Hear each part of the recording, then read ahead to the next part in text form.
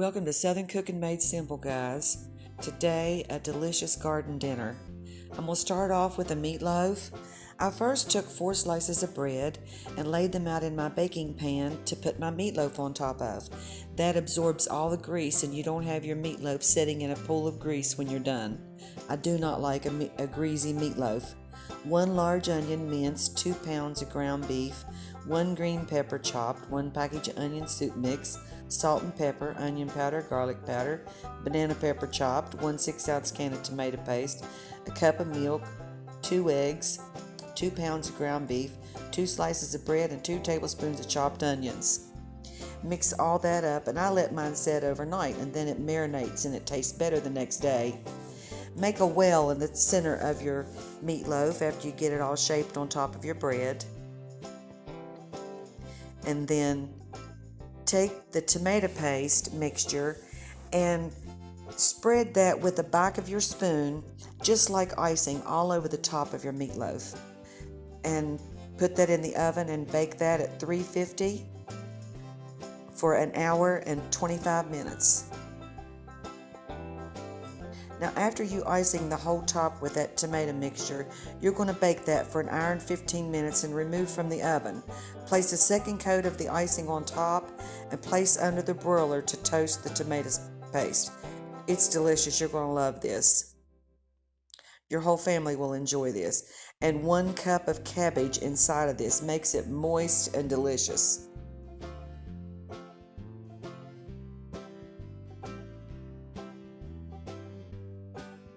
When you put the tomato paste on over top of, as soon as you get it out of the oven, put that underneath the broiler, and that makes that tomato paste yummy and toasted and crisp on the outside. It's absolutely delicious. Your whole family is going to love this, and it's wonderful. Put in the refrigerator and served on sandwiches the next day. You can also make this ahead, put it in your freezer, and then bake it the day of. Mashed potatoes. I took 5 potatoes, sliced them in quarters, boiled them for 15 minutes until they're fork tender, and drained them, and I set those aside.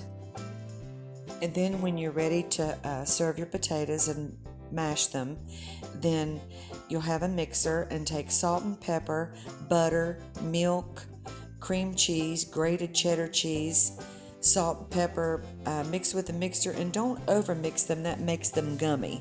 But if you do ever get too much milk in your potatoes, as I did, all you have to do is just sprinkle some dry cornstarch on top, and while they're still boiling, either that or put them in the microwave. Either that or you can add instant potato flakes. Now, for the fried squash and zucchini, and green tomatoes, it's just self-rising cornmeal mix, sugar, salt and pepper, hot pan, hot grease, and medium-high heat. Now, Mom's goulash, she always made this when I was growing up, and it's just everything that comes out of the garden. Zucchini, squash, onion, potato, green tomatoes, red tomatoes, bell pepper, banana pepper, whatever you've got out of your garden, that's what goes in here. And a half a stick of butter. And then I just sauteed that on top of the stove. And this is Mama June's recipe. That's my mommy.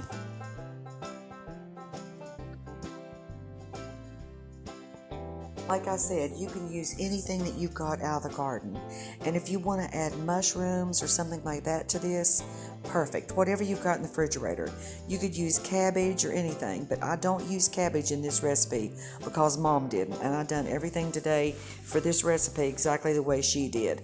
Everything's just thinly sliced. It's zucchini, squash, banana pepper, sweet pepper, onion, 1 potato, and you let everything cook for a minute or 2 and then stir it.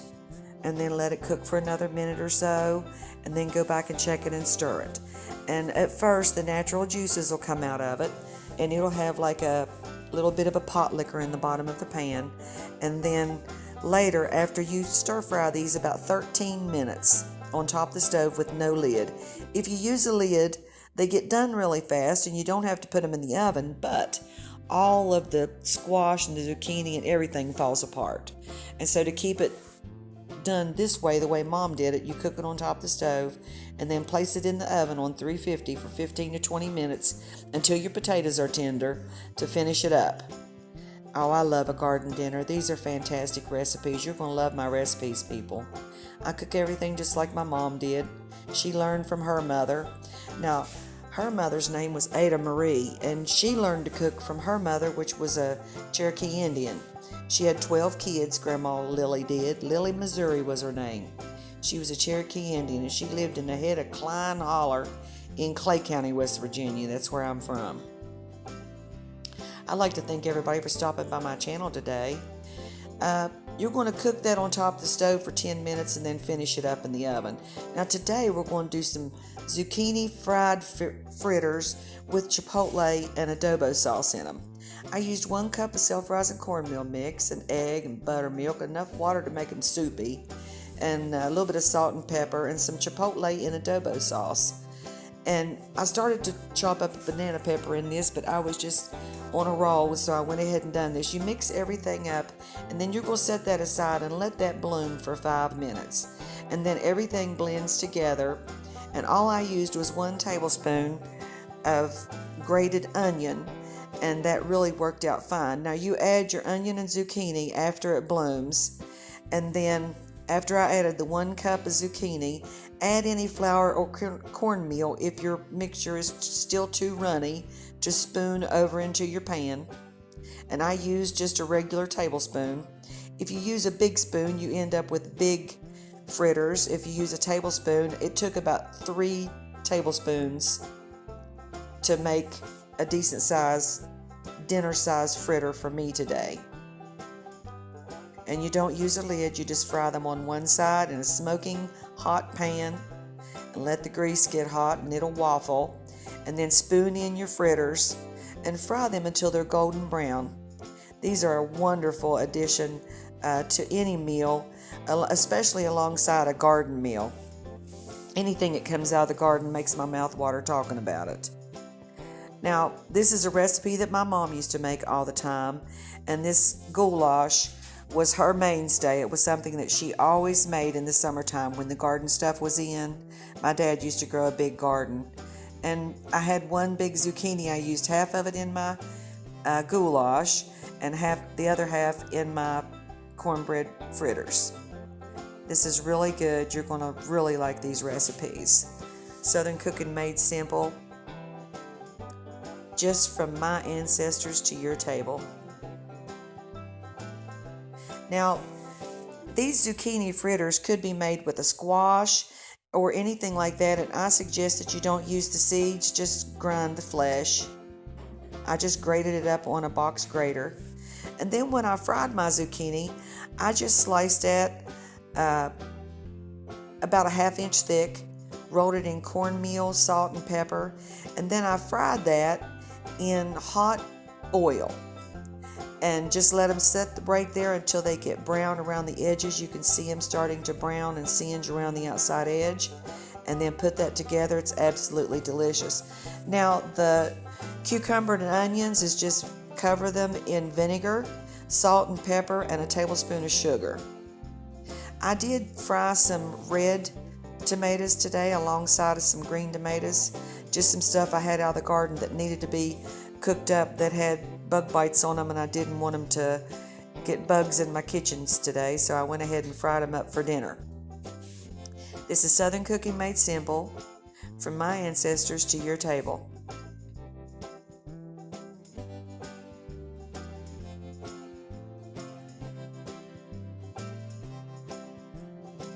Quick, easy to understand recipes, stuff that can be made ahead of time and that come primarily out of the garden today.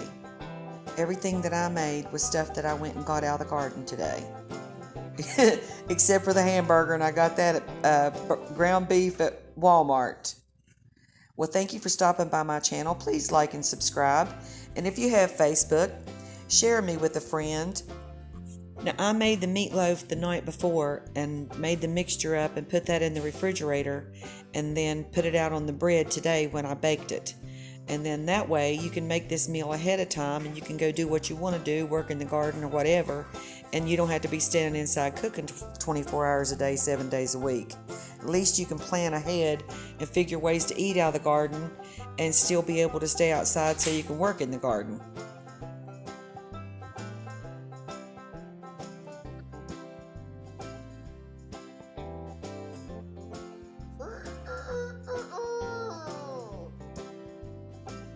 Well, I'll be back tomorrow with another really good recipe and things that I'd like to share with you guys from Southern recipes and things that I learned from my mom and my grandma and stuff I got from a new cookbook that I just picked up at a yard sale.